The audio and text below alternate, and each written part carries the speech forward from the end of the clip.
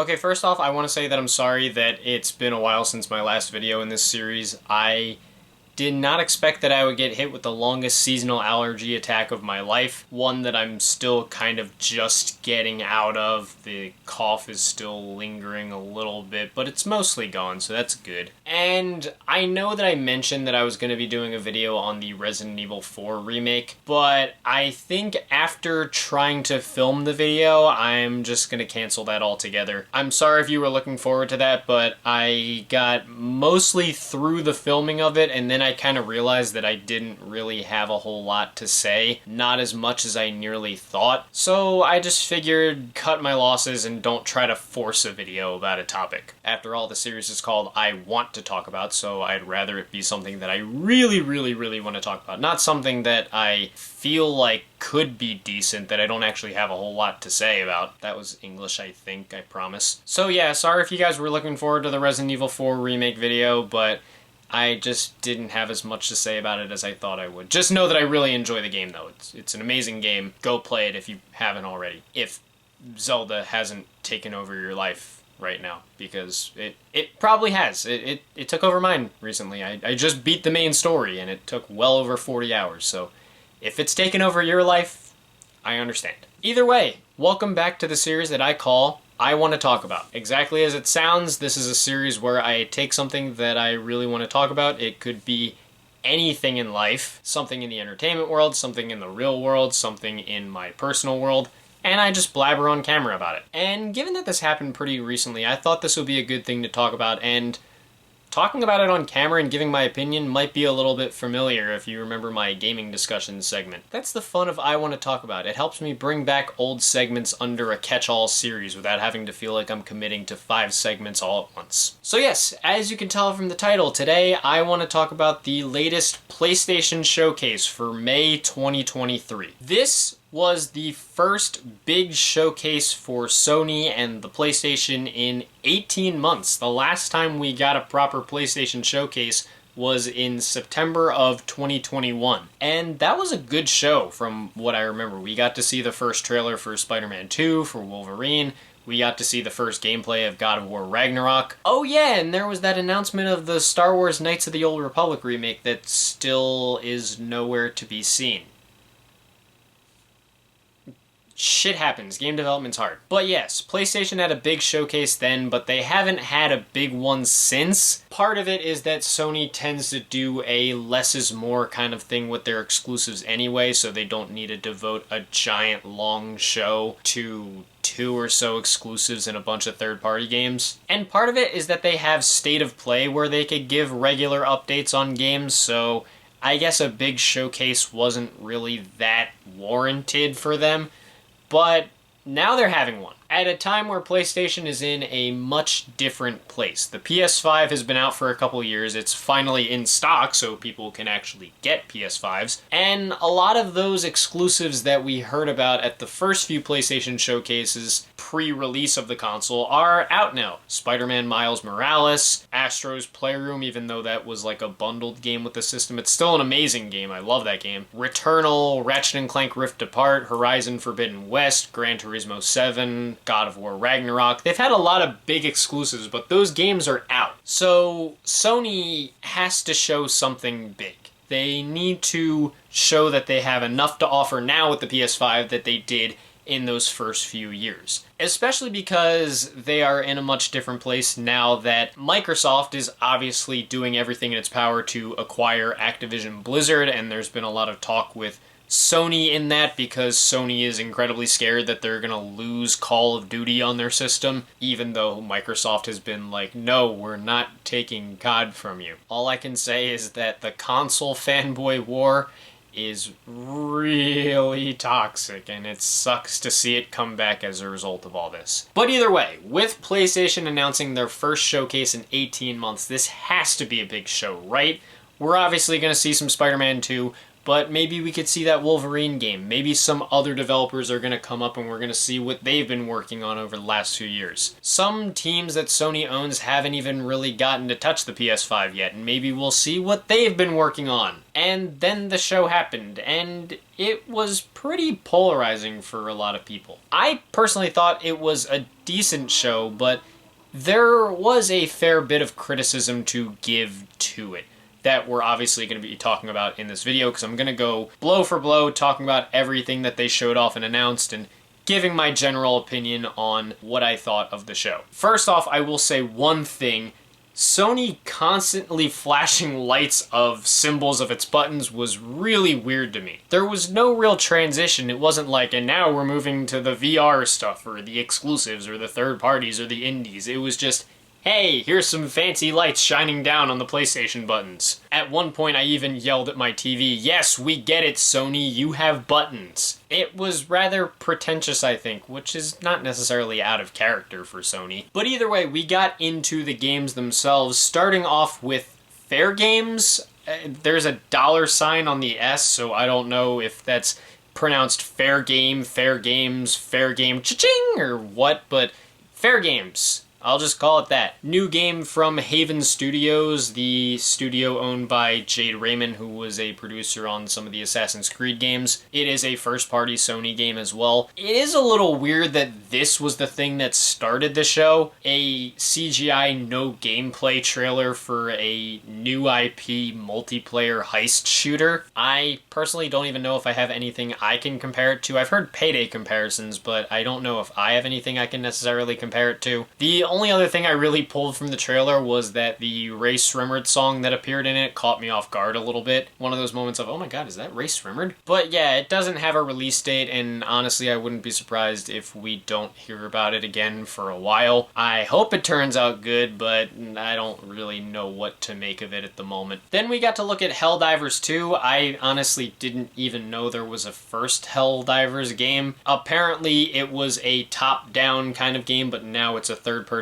shooter, which is an interesting change, I would say. The gameplay seems decent, but it looks to be another multiplayer-focused game, and honestly, most multiplayer-focused games don't really excite me that much these days.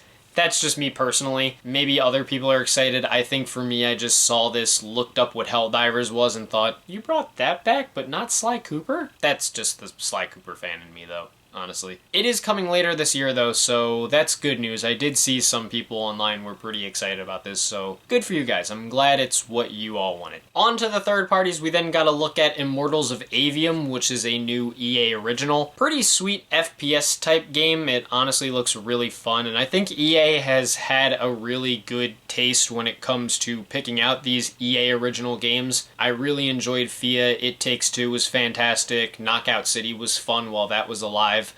RIP. A Way Out was also great, and I heard really good things about the Unravel games, so this is one I'm definitely keeping my eye on. It's coming out July 20th, so that's pretty good. I'm pretty interested to see what that turns out to be. Then we got to look at Ghostrunner 2, which was a pretty cool announcement. For me, I couldn't fully get into the first game because I thought that the amount of challenge was a little too much for me personally, but I think the concept of it was super cool, and it was pretty damn fun to play with what I did play of it. I love that the sequel is adding a bunch of new stuff too. The vehicular combat sounds awesome, especially for a fast-paced game like that.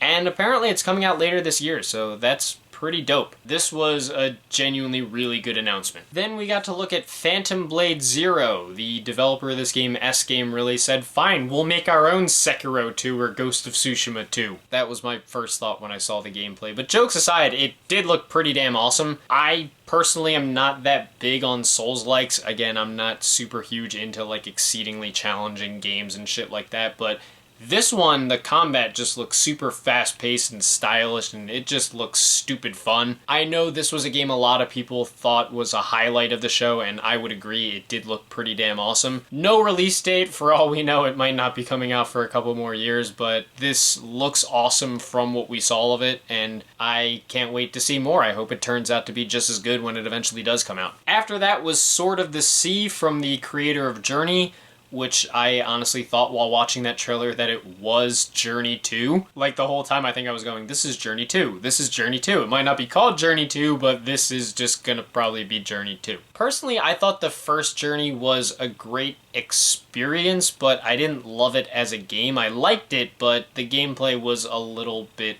bare. I know that's kind of the point, but still. This one looks about as good, and I feel like I'd probably be willing to play it if the price is right, or if it lands on like PS Plus or something like that. I'm not 100% sure. I feel like I'll have to see a little bit more of it, but I mean, like I said, it kind of looks like Journey 2, so hey, that probably would be pretty decent. If anything else, it would probably be a pretty great experience. Again, no release date for it, but hey, these kind of games take time, so take all the time you need. Then from there, we got the Talos Principle 2, which, having never played the original game, I was a little bit lost. Given a lot of the good things I had heard about the original game, I think this is a cool announcement, but for me, the trailer didn't really do much besides give me pretty CGI, so yeah, this wasn't really an announcement for me, though. I guess it was an announcement for fans of the original, so good news. That's obviously super cool. Glad you guys are getting another game. And it's coming later this year, so that's pretty awesome too. Then we gotta look at Neva,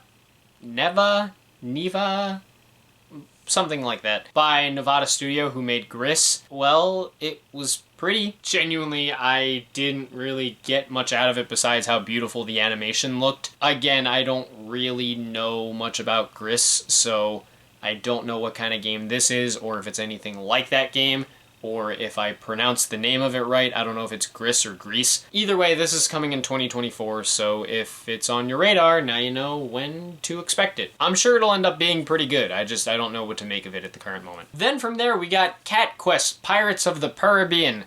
Precious, give it to me now. If I'm being honest, I don't even know if the particular gameplay style of this game is something I'm like 100% into, but honestly, it looks adorable. I mean, look at the cover, cat Pikachu looking thing. It's adorable, and Sony, for some reason, they know the way to people's hearts by showing off games at their conferences involving cats. So kudos to Sony on that. And the game's coming in 2024, so we've got to wait for it still. Then we got to look at Foamstars. I'm sorry, but when a video game trailer opens with Square Enix, my brain goes to way cooler places than multiplayer live service game involving shooting foam. I don't know if this is anything that I'm that excited about personally, and it might be that I'm kind of feeling burned from the fact that Square's last major attempt at a live service was Babylon's Fall, which was by Platinum Games, and I love Platinum Games, so it sucked to see that not do well. But yeah, Foamstars doesn't really do much for me. As pretty as it looks, I'm not that excited. I did see a lot of people compare it to Splatoon, and Splatoon is a franchise that I do really enjoy, but the thing is, Splatoon has a fun single player. The campaigns in those games are good, which is good for someone like me that's not that into multiplayer. I don't know if this game is going to have that, and if it's not there, I don't know if I'm personally in on it. And it doesn't have a release date, so who knows when we're going to see this game next. But then we got into one of the games that I'm personally most looking forward to from the show, the Plucky Squire. I've been looking forward to this game for a while now, ever since I first heard about it last year, right around this time actually. I love how it mixes between 2D and 3D and kind of jumping between the two, where you're kind of in a 2D comic book drawing type aesthetic and then you kind of bounce out and you're in a 3D world. I think that's super cool. I did see people compare it to Zelda Link Between Worlds, and while that's one of the Zelda games I haven't played, honestly I still think the concept is cool of switching between 2D and 3D. Devolver Digital always has this knack for publishing odd, quirky, but fun games that are really eye-catching, and I feel like this is going to be another one. And it's also coming later this year, so this is one that I'm definitely keeping on my radar. I hope it turns out to be as good as it looks. After that, we got Teardown. I just thought it was Minecraft while the trailer was playing. It looks like it could be some chaotic fun though, I'll give it that, but it's nothing I'm overly excited for personally. But it's coming later this year, so if that's your thing, well, go ahead. And then, one of the biggest parts of the show, probably the biggest on the third-party front, we got the announcement, after many rumors, one of the industry's worst-kept secrets at this point, Metal Gear Solid Delta Snake Eater Remake. I personally had been hearing rumors and leaks about this game for quite a bit, but I wasn't really sure what to make of them. Especially because some of them were saying Snake Eater Remake, but others I was just hearing Metal Gear Solid Remake, so I didn't know if that meant a remake of the original or Snake Eater or what.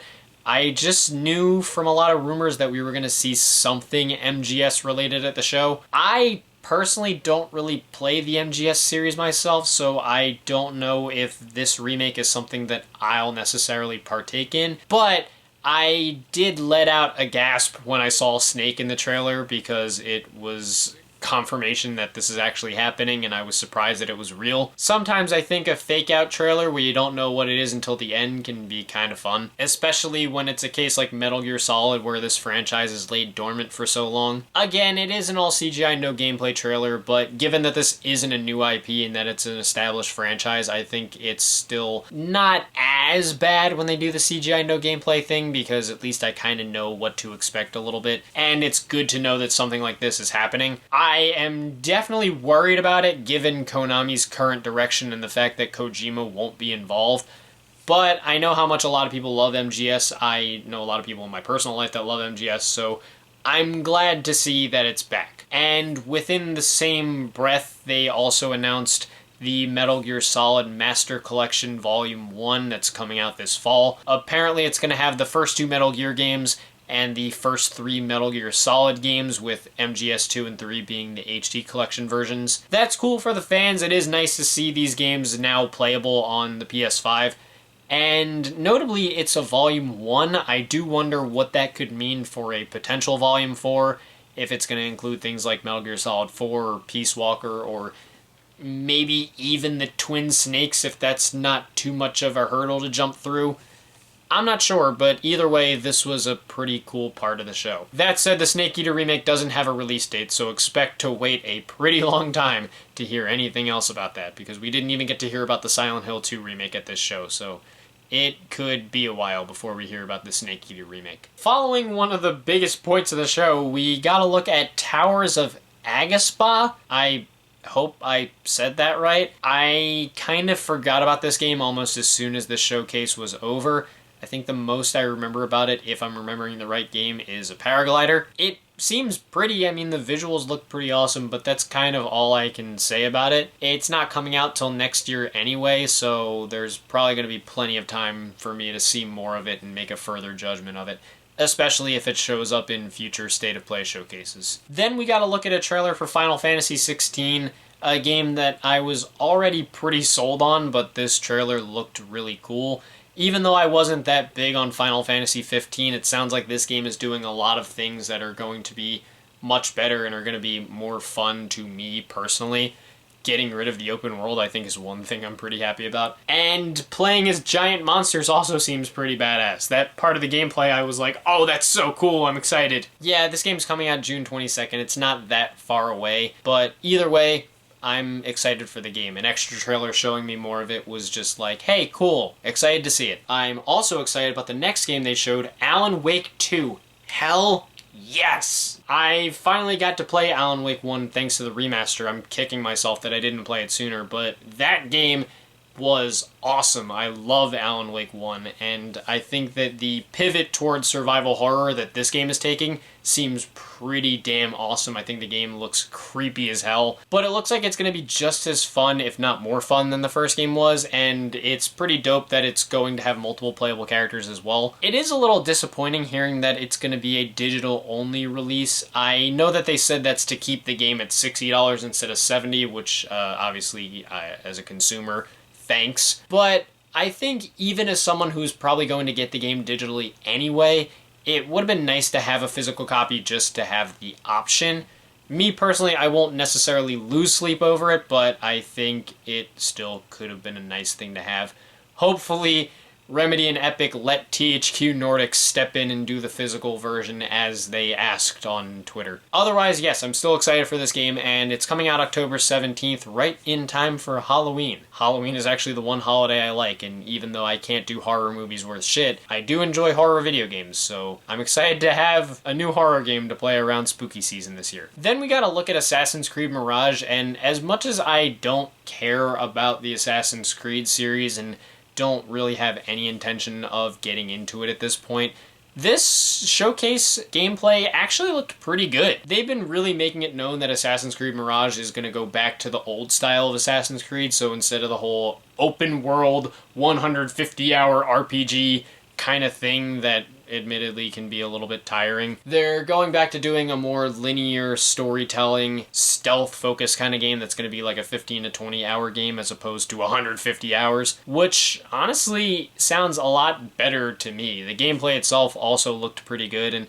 I happened to see on the PlayStation Store today that it's selling for $50, which is really interesting for a AAA game. I even listed this as a highlight in the description because despite not being a fan of Assassin's Creed and not, having played a game in the series and not really planning to play a game in the series, this looks like it'll be a pretty quality title. It's coming October 22nd, and if all goes right, I think it'll probably be one of the biggest games of the fall season. I honestly, at this point, I don't want to be bold or anything. I wouldn't be surprised if it comes out and people are like, it's the best Assassin's Creed game yet. It feels like they're just doing a lot of right moves with it right now. As long as it comes out and it works well and it ends up being as fun as it looks, that's going to be a big one this year. After that, we gotta look at Revenant Hill. Man, Sony really likes their cat games recently. This one was also one I kind of forgot about a little bit after the showcase. The art style was pretty cool, but I didn't find much else in it that grabbed me. Again, though, there's no release date yet, so we've got plenty of time to see more gameplay so that I could form a further judgment on it. Then we gotta look at Granblue Fantasy Relink. I don't know anything about the Granblue Fantasy series, but this game looks pretty awesome. The action combat looks amazing. The visuals are absolutely beautiful. I'm honestly keeping this one on my radar a bit. It's coming out this winter, and it's probably going to be coming out at a packed time for games, but it looks really damn fun. I hope it turns out as fun when it eventually comes out this year. Then we gotta look at Street Fighter 6. As of the filming of this video, it literally comes out in like less than a week. It comes out June 2nd. I don't know why it needed another trailer. I played the demo for it and it was awesome, and I know it's a game that I'm definitely gonna want to play, but I don't know if they needed to waste time with another trailer for it, given that it's so close to release. Like, yes, it was a good trailer, but why? Why, when the game is this soon, did it need another trailer in the big showcase?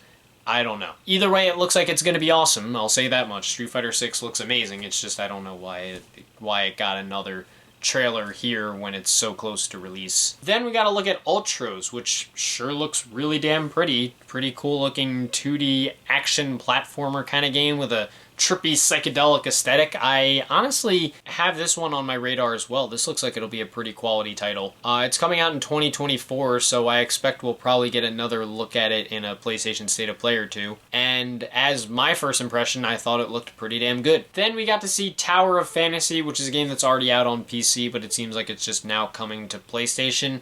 I don't care much for MMOs personally, but I think that action games with anime aesthetics are a safe bet to be pretty damn fun. I imagine it's already pretty fun on PC, so it should be nice to have it on PlayStation as well to help grow the player base. And again, it's coming this summer, so win-win. Sounds good. After that, Dragon's Dogma 2. Not necessarily my kind of game. I looked at the gameplay and it wasn't necessarily something that I'm like, ooh, I definitely want to pick that up. But I know a lot of people have been really looking forward to it, understandably, because Dragon's Dogma 1 came out in, 2012? It's been 11 years, and this still doesn't have a release date, so it could end up being even longer by the time the game comes out. And I think that's why I'm happy to see it even exist. Even if it's not my kind of game, I know how long people have been waiting for it. So good for the fans that they're finally able to get Dragon's Dogma 2. This one was a long time coming, and I hope when it does come out, it ends up being everything the fans have wanted it to be. Moving on from there, we got Five Nights at Freddy's Help Wanted 2. I'm never escaping this fucking franchise. I don't mean to be, like, cynical or be an asshole about it, but I personally I don't like to throw out the word overrated that much because I generally think if a franchise is popular or beloved, or if anything is popular or beloved, it had to be doing something right to reach that level of acclaim. But Five Nights at Freddy's to me is a franchise I think of when I think of the word overrated. And I think the fact that there were so many games released at once just made me so tired of the series. You know, it really felt like they were just doing it for the money, and Scott Cawthon himself admitted there was a point where he was doing it for the money, even though people thought I was crazy for thinking he was doing it for the money. So I think for me, seeing this announcement, I was just like, ugh, I am not escaping this franchise. This is coming later this year. It's probably going to be just in time for the movie, if not maybe a little earlier or later, give or take some time. But yeah, Five Nights at Freddy's movie and a new game this year. It's my favorite news. If I can be charitable, and this is where I'm going to be a little less cynical, I will say, at least from what I've seen of the games, and my brother has pretty much played them all or seen them all, or I've gotten to see them all through him, Help Wanted was probably one of the better FNAF games, maybe even the best FNAF game. So I guess compared to where they could have gone next, I don't necessarily mind that they're jumping to another Help Wanted game, and it seems to be taking a lot of inspiration from Sister Location, obviously. I mean, I think it probably takes place in the Sister Location. I do know there was Circus Baby on the frickin' poster on the wall. Don't ask how I know the character's name. I hear about FNAF all the time, so I know who Circus Baby is. But I don't care for the franchise, but I'm happy for the fans who are getting another game. And if nothing else, I'm glad it's a follow-up to one of the better games in the series. Even though, for me, I'm just like, I will not escape this franchise. Okay, but anyway, FNAF rant aside, moving on to the rest of the VR section, because I presume that's going to end up being a VR game since the first one was.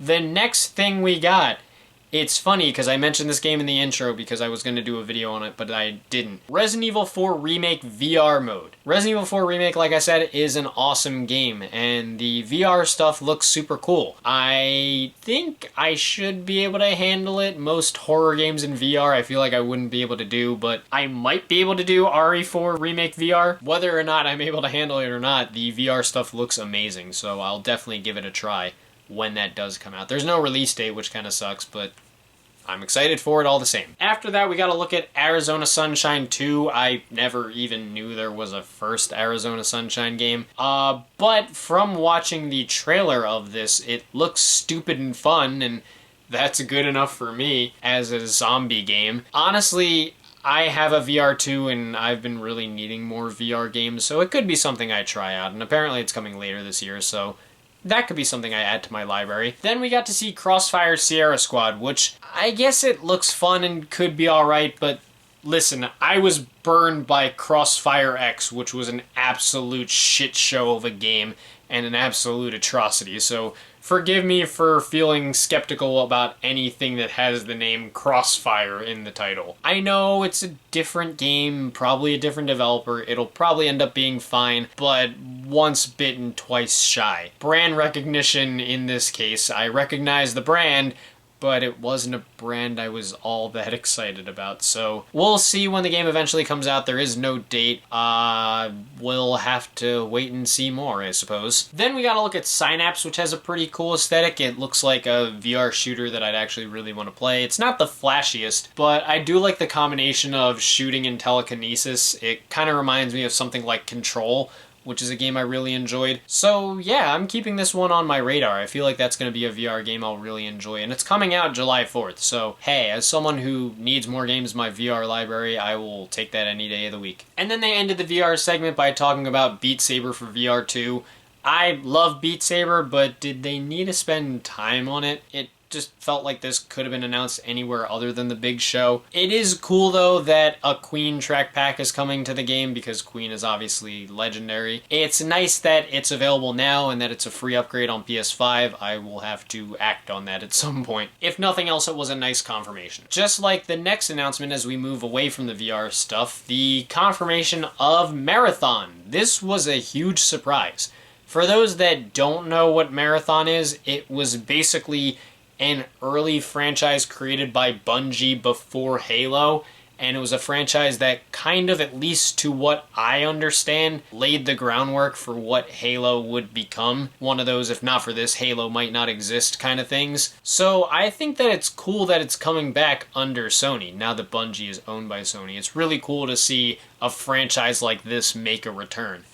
I think the only things I'm really iffy about with it are that A, the trailer was only CGI, no gameplay, and that it sounds like it's a purely PvP extraction shooter with no single player campaign at all. And I think that last part's a little disappointing because, at least from what I remember, I think one of the things that Marathon was said to have innovated or done in such a special way back then when it first came out was pave the way as far as being a narrative first-person shooter. So the fact that they're kind of cutting that part out makes me a little bit concerned. All in all, though, color the fan of gaming history in me happy that a franchise like this is able to come back. Of course, there's no release date, so we're gonna be waiting a while until we learn anything about it, but it was a cool announcement. There's definitely some yellow flags, but I'm happy to see that this franchise has a chance to come back. Although, while Bungie was at the table, they did show off the trailer for Destiny 2: The Final Shape, which I guess is the next expansion, or I think it's the last expansion in the current story. I don't really care that much for Destiny, so I don't know much about it, and a CGI trailer for another expansion isn't really gonna get me that interested in trying it. It's cool for the fans. I know that game has a huge fan base, and while it doesn't have a release date, Bungie is hosting a showcase for it on August 22nd, so we'll probably hear about it a lot then. From there, we gotta look at Concord, which is a new first-party title from Firewalk Studios, which is a team of developers that had previously made Halo, Destiny, COD, Apex Legends, and pretty much every other live service shooter you can think of. I hardly have a thought on what this game is, though, because it was a CGI no gameplay trailer for a new IP that lasted what felt like 20 seconds. Like, I watched the trailer, and once it was done, I kind of was just like, okay, bye. Thanks for stopping by, I guess. Like, I don't know. I mean, hey, Sony's funding another multiplayer game. That's a thing. And supposedly this is coming out in 2024, so cool. And then we got to take a look at the Gran Turismo movie trailer. Why was this here? I know, it's a Sony-owned property, but this feels like such a pace breaker, especially near the end of the show where the properties and things that they announce should be way more hype. The idea for the movie sounds cool, I'll give it that, the whole based on a true story of a kid who was really good at the game and then wanted to become an actual Gran Turismo racer, but otherwise, whatever. It's coming out August 11th, so if you're interested, there you go. Then Jim Ryan got to announce Project Q and some PlayStation earbuds.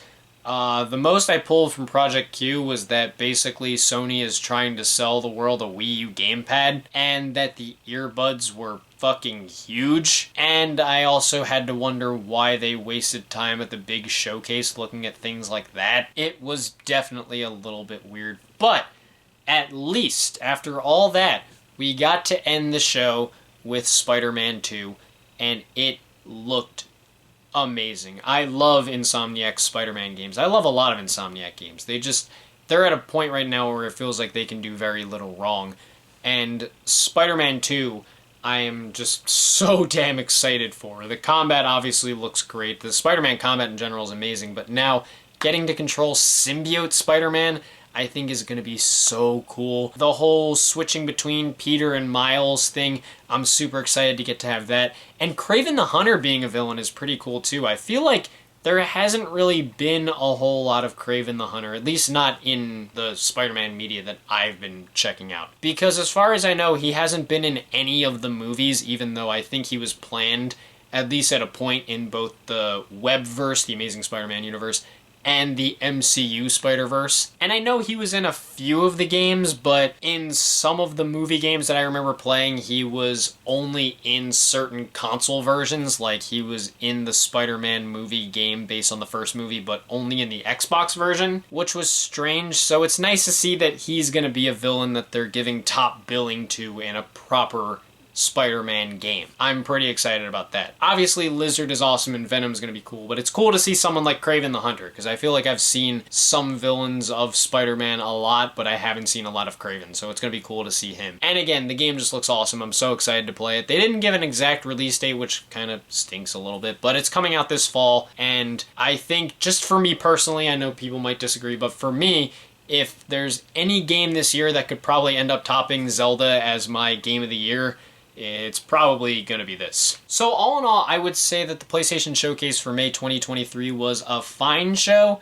Not the best, but ultimately pretty decent. There were a lot of games, it was a good amount of variety, and there were a lot of quality titles. Even some of the ones I don't really plan to play do look pretty good. But I do understand where a lot of the disappointment comes in from a lot of people, because the first party lineup at the show wasn't the strongest. A lot of the big Sony developers were missing. All we got to see at the show in terms of first party stuff was Spider-Man 2, Marathon, Helldivers 2, Concord, and Fair Games. Spider-Man looks amazing, but most of what we got as far as first-party stuff was CGI no gameplay trailers for new IPs. Like, the only two that actually had gameplay shown off were Spider-Man 2 and Helldivers 2. And again, this might also be a bit of a me thing, but the fact that 4 out of the 5 games that I mentioned that were shown from Sony's first-party studios seem to be more multiplayer focused just takes the wind out of my sails a little bit. I think I've been a little bit over this whole multiplayer focused craze ever since like 2018.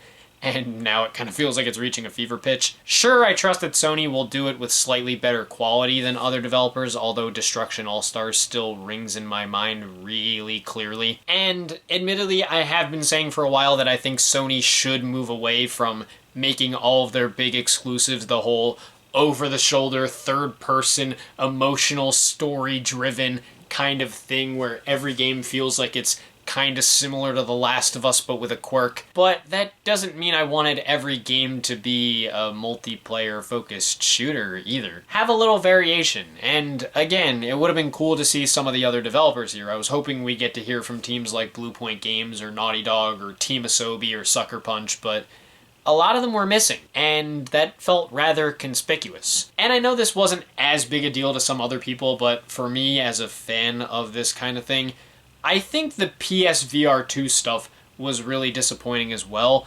We got a pretty small lineup of VR games, all of which were third-party games. I think, for all intents and purposes, the PlayStation VR 2 is a world better than the PlayStation VR 1. It's awesome, I think it's a great piece of hardware, and I'm super pleased with it.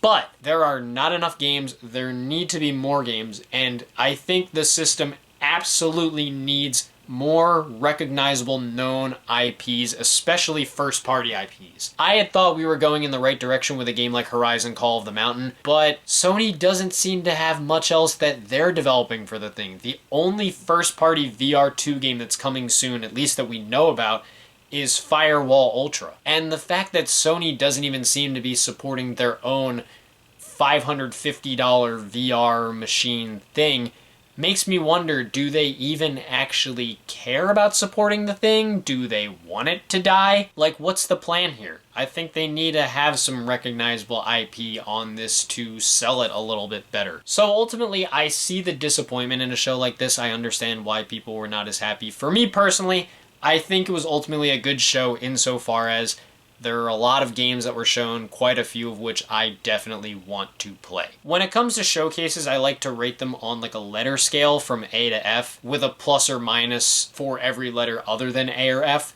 So if I had to grade this conference, the PlayStation Showcase of May 2023, I feel like I'd probably give it around like a C+ to a B-. I am putting both letters on the screen right here. Again, I think there was valid reason to be disappointed in the show, but there were a lot of good quality games to the point where I'm satisfied and I know that I'm going to have a lot to play. Ultimately, though, I do think that this show really could have done a better job of showing what the direction of Sony's first-party games in the future is really going to be. I totally get it if not everyone was ready as far as first-party studios are concerned, but I think it is valid to hope for a little more.